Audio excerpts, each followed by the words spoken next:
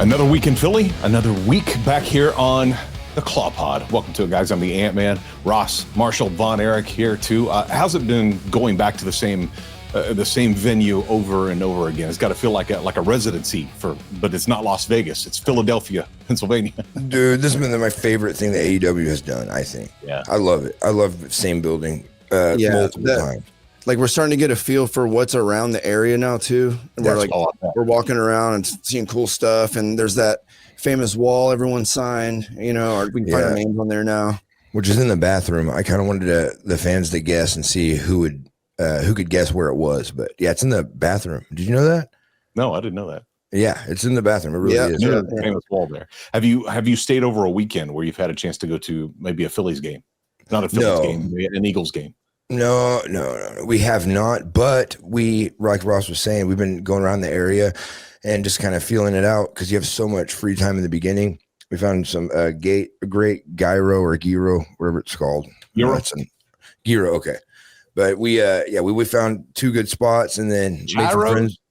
Yeah, it's every time I never say it right anywaes. Every time he says it like that. He's a gyro or gyro. He says that because you got people like Mom that say it's gyro and will die on that hill, and you got Kristen that will say it's gyro and die on, and so it's like, I don't know.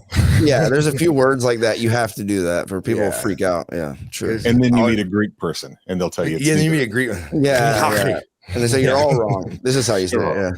Yeah. Exactly. Yeah. Football season in full effect. I know that Oklahoma. My team is Oklahoma, the Oklahoma Sooners. Yeah. I know that goes. We're going to have a little bit to talk about this October. I know we'll have to talk through that a little bit. Whooped up on Michigan this past weekend. That was fun to watch. Y'all beat Michigan? You didn't know that? No, did you watch any football this weekend? We've been licking our wounds over the Arch Manning thing. Oh, yeah. Well, Arch played well this weekend too, so that should have been your day. It wasn't good enough for a lot of people. Yeah, that's what I was going to say. 8 touchdowns. Dude, come on. He threw 4. Wait, 4, right? I don't know. I don't know. Whatever he threw, it wasn't good. Or his performance in the first game, which is what had people turn on him for some reason, which it was terrible. The number one team. It's a tough team, right? And man, we did well enough. They lost by 1 touchdown. What are people crying about? It's crazy. You're not gonna get sympathy from Anthony. No, you're not. Okay, yeah, okay. I'm expecting him to take my side. He usually takes my side, but he's one of the tweets that says he sucks. One, I'm a Sooner, and 2, because when you come out of the blocks claiming that this guy is like going to save all of football, and then he throws 10 of 15 passes in the guy's feet. It's just hard to have sympathy on this guy. He's a Sooner, so Ross, it's in here. Okay, I'm just saying, is it okay to have an off day? I mean, people have off days. No, it's not. It actually isn't. It is when you're Arch Manning, you cannot have an off day. That's it. Evidently, okay. I mean, yeah, that's the way a lot of people see it. But dude, why do you think Eli's crying all the time? Eli Manning it's hard being a Manning. I don't think I shared this with you, but I thought it was funny. There was a meme that said, so they talked about, all of Arch Manning's uncles and how well they've done. And, Eli Manning and Peyton Manning. And they said, we're comparing him to the wrong uncle. And then it goes to a clip of Uncle Rico from Napoleon Dynamite. Rico Manning? Napoleon hit him in the head. Yeah. And what sucks is they used a little video of Arch. His mechanics looked like Uncle Rico's too. The delivery was identical. Yes, man. I was like, oh shoot, I had to like it too. So we're gonna have a little bet come Red River Shootout. Yeah. Oh gosh, man. Yeah, I do. We got to stand with Texas. We're not Von Erichs. We don't stand with Texas on that. Of course, you got to, man. Ross will do a 2 podcast shirtless if Texas loses. Oh man, it's not. How do I win when he does that? Dude, man, that's gonna views go up. Oh man. And then me and Anthony do it, and the views go back down. Like, dang, okay. Yeah, exactly. That's gonna be tough because Oklahoma, their quarterback, is it Moderer? Mateer. Yeah, he's surprisingly kind of came out of nowhere, right? Where's he Washington from? State. Transfer. Oh, he was okay. Transfer. Offensive coordinator and him both were at Washington State last year. We got a new offensive coordinator, Ben Arbuckle, and then after he came, transferred John Mateer. So yeah. So you know what? What's it? Arnold, Jackson Arnold. It was last year at the Oklahoma. So he's from our hometown, Denton. He went to Denton Gyro. Oh, I didn't realize that. That's cool. Yeah. So he's a big deal, and Denton's like a huge. They go to state, but like some years, Denton Ryan and Denton Gyro both go to state. So, or they're making deep runs in the playoffs. But anyway, he was considered, I guess, a letdown. I don't think he got a fair shot at Oklahoma. I think. But it seems like he kind of found his groove at Auburn. He's doing like really good. Yeah, so he had a good I don't think it's a total. First week. I didn't see last week's, this past weekend's, but his first week he did. He started slow and did better throughout the game. He has a good base around him. He has much better offensive linemen. That was a big deal last year.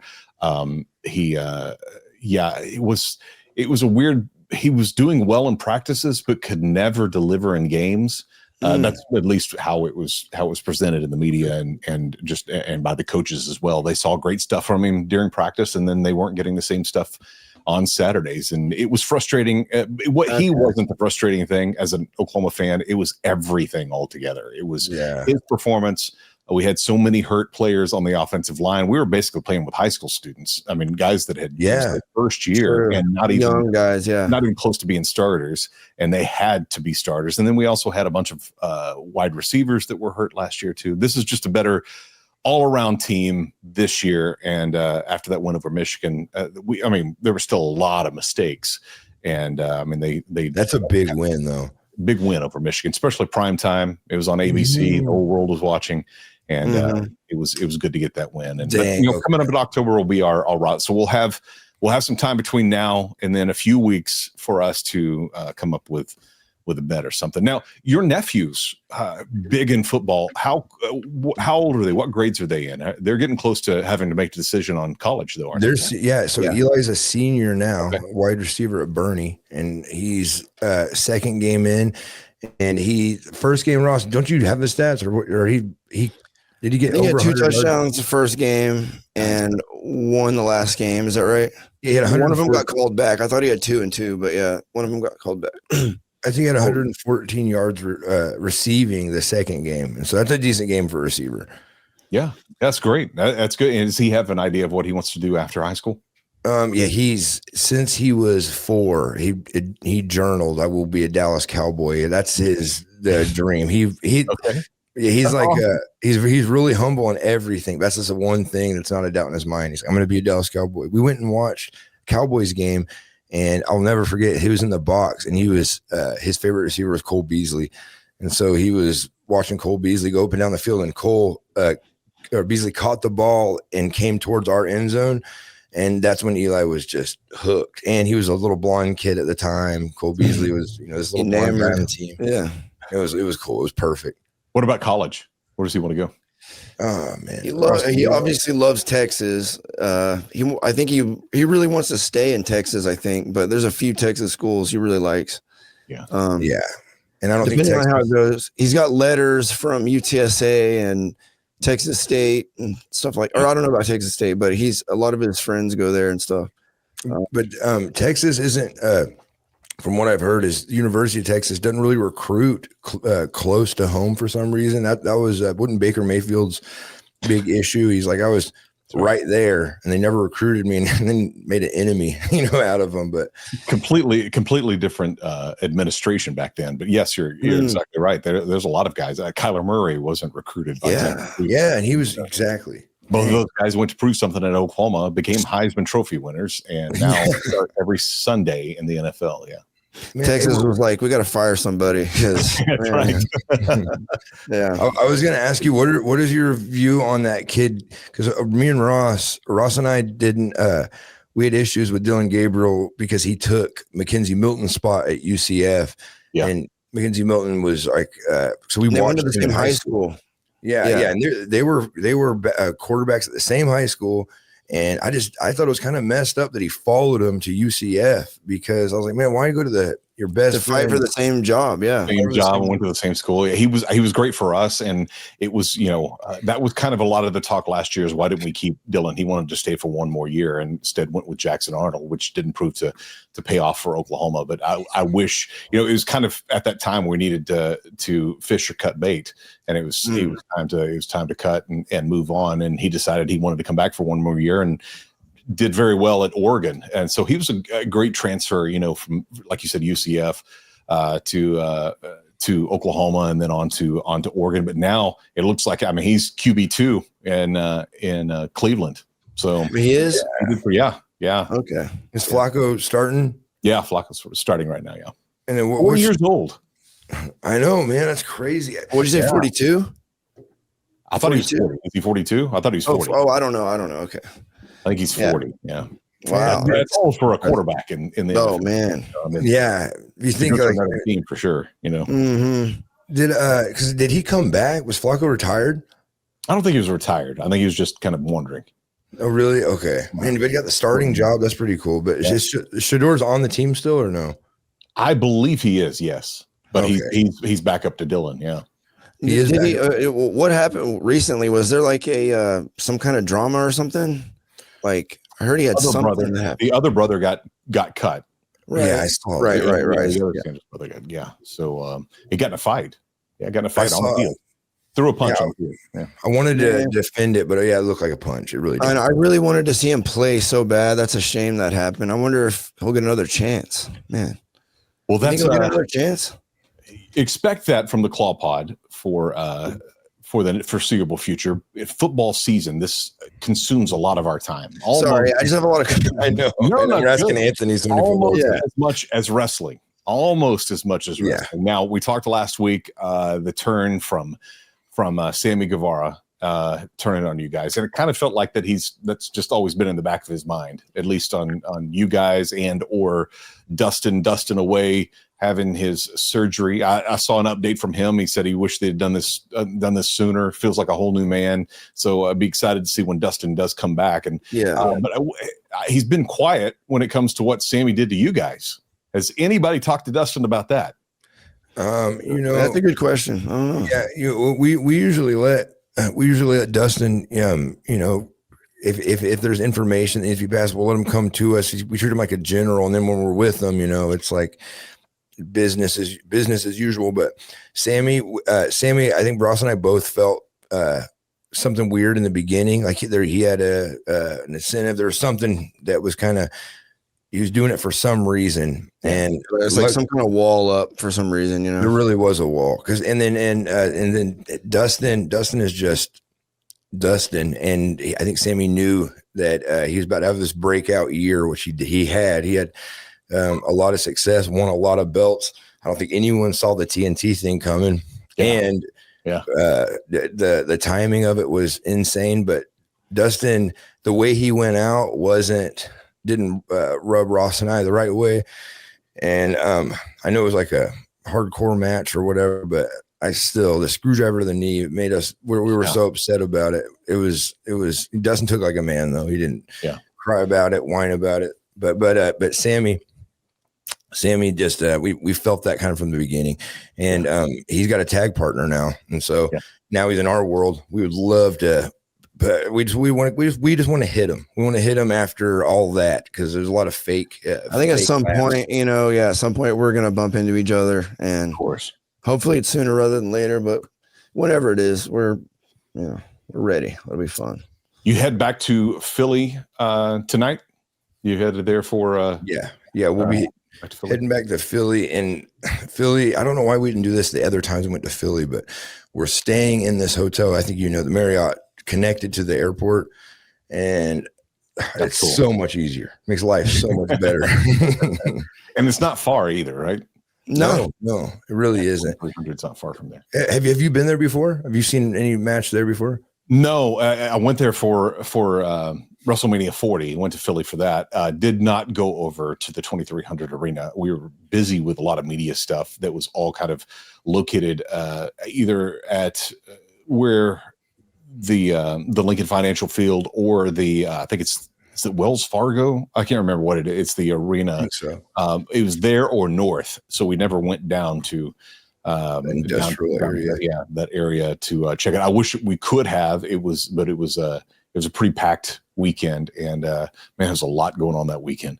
In fact, I was exhausted by this WrestleMania Sunday, so I was okay. I'm tapped out. I'm just going to go tonight and enjoy WrestleMania and come back and go home on Monday morning. Right. Well, what do you think about the 2-day the 2-day WrestleMania? I like it. I think it makes sense. I think there's so many other things going on around it, though, is that you got to learn to pick and choose which one you absolutely have to do. So it was, it went from SmackDown on Friday night to Saturday afternoon, which was NXT. And then Saturday night was night number 1. And then Sunday is just like, okay, there's a lot.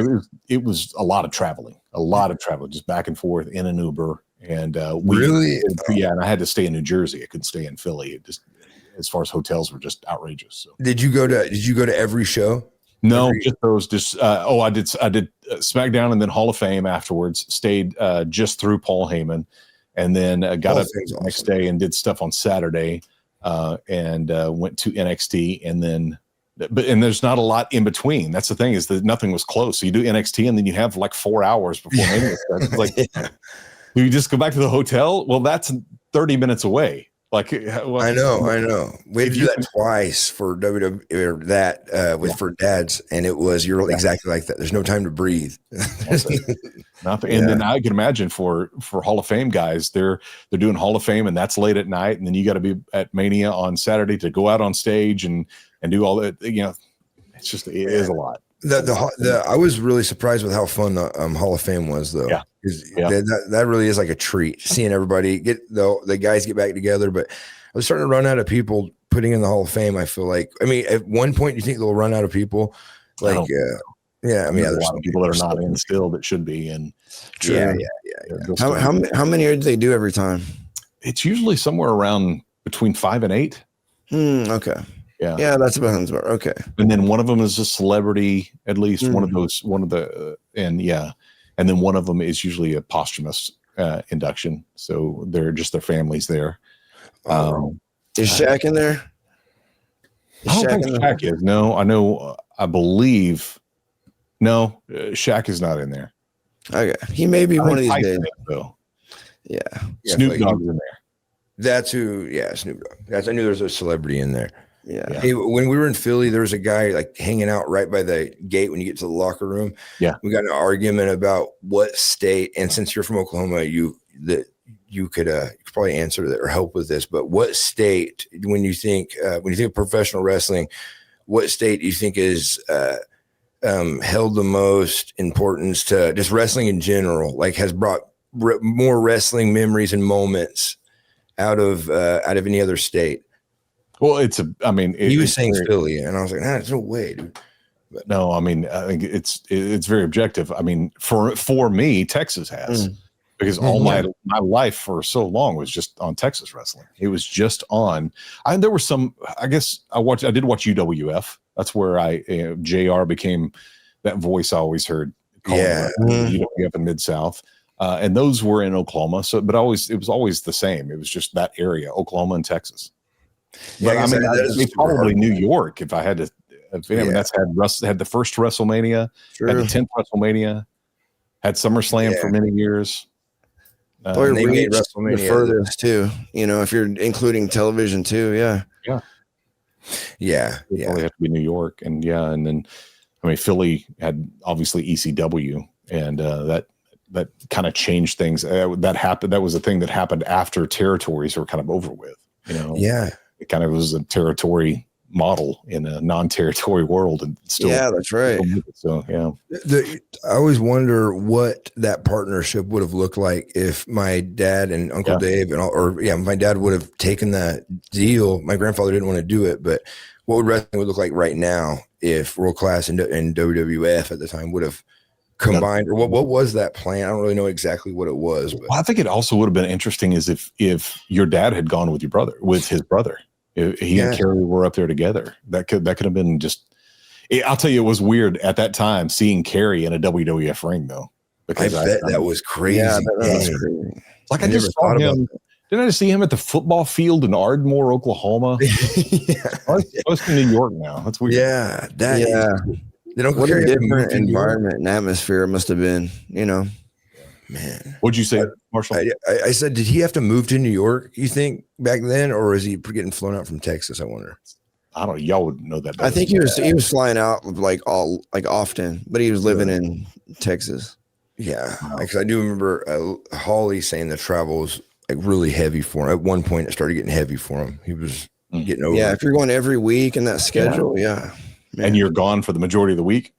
Yeah, you're gone for the majority of the week. And I wonder, because they did house shows, and I hear multiple wrestlers say Vince was kind of like, if you had a family, it seemed like he was even harder on you, you know, about house shows and making you show up. And nowadays they're a lot more lenient about if that was like a subconscious thing, or if he knew like he was doing that on purpose. I always wondered that too. Like he didn't like breaking up families, I'm sure, but he really wants to see people's commitment to the business. Yeah. Yeah. Some weird thing like that. I'd like you to prove that. Yeah, I'd like to. Maybe we need to have your dad on again soon and talk about what could have been. Yeah, yeah. The way I heard it, I could be wrong, but keep in mind, my grandfather and Vince Senior had a totally different. They were like best friends. They had a great relationship. Yeah, but my grandfather was loyal to the territories and stay in your own yard and stuff, but he was saying, like, my grandfather was dead set against it. But the last thing he offered was, he said 50-50 and keep San Antonio. And he still said no, was the thing. And my dad was like, that's crazy. You have to, like, they have everything we don't have. And he was so stubborn that not just 50-50, that he also wanted to have, like, to keep San Antonio too, which is like cool. But that's an incredibly, that is so crazy. I wonder how many years that was for, and if Vince would have eventually do what he was going to do. I know. Yeah, I know. I wonder if it would eventually had turned into what it. I need to get. Yeah, when we talk to Dad next, Dad see what that was. But that's where that story comes from, where you never disagree with your brother or your dad or your partner in a business meeting, like inside the meeting, for sure. Yeah, absolutely. Yeah, and so talk about it. It was kind of one of those things, and they were just. The boys, my uncles and dad wanted to do it, and my grandfather was just, I don't know if his brain cancer was kicking in by that point yet either. Man. You know, it was in the later 80s. So I think when you mention that, you can tell Dad's always like a little bit of regret. He's like, man, why? I wish. And he said that's something he doesn't want to ever do with us, but just to not hear us on a certain matter because of, I've experienced that. It went this way when I did it. Yeah. Yeah. But yeah, we should have Dad on soon. Yeah, that'd be great. That'd be awesome. Tomorrow, you guys are back on Ring of Honor. Tomorrow from Philly, the 2300 Arena. Let me know next week if you run into Sammy. Yes. Maybe I'll FaceTime and throw it on here. Yeah, definitely. All right. Good to see you guys. Guys, thank you so much for hanging out with us here on the Claw Pod this week, and give us a little bit of your time. If you haven't smashed that like button and subscribe button, please do that if you're watching on YouTube or wherever you might be listening. Thank you for being here. Look forward to seeing you next week on the Claw Pod.